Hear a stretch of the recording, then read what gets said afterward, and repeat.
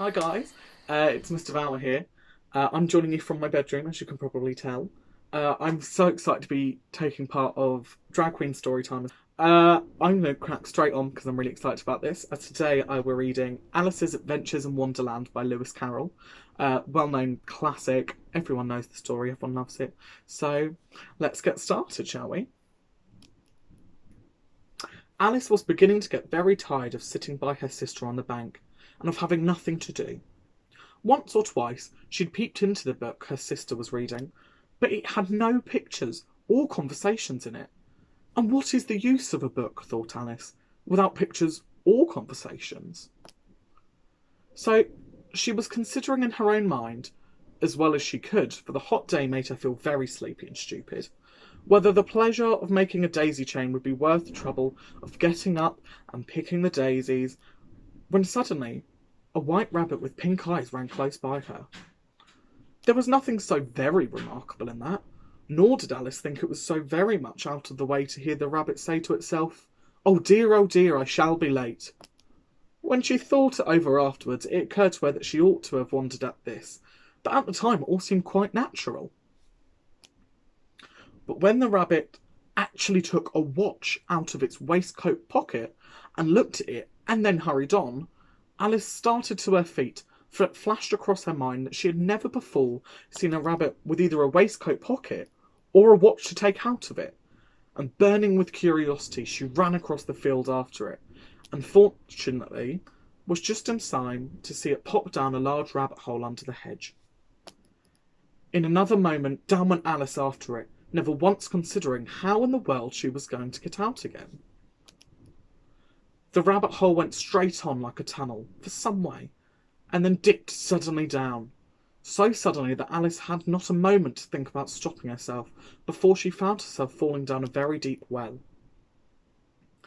Either the well was very deep or she fell very slowly, for she had plenty of time as she went down to look about her and to wonder what was going to happen next.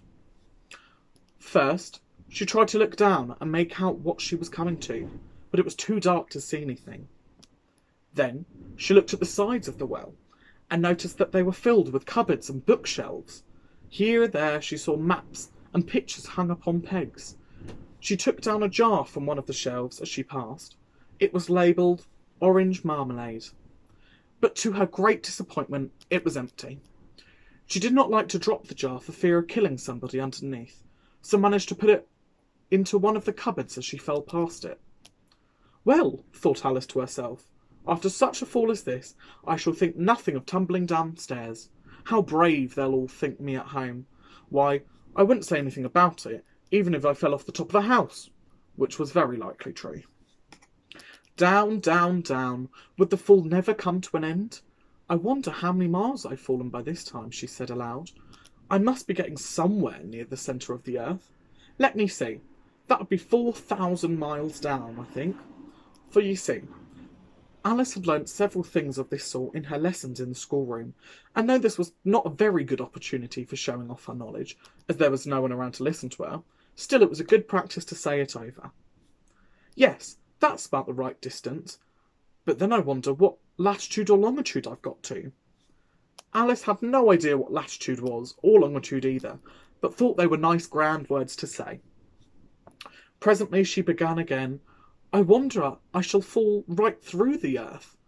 How funny it'll seem to come out among the people that walk with their heads downward.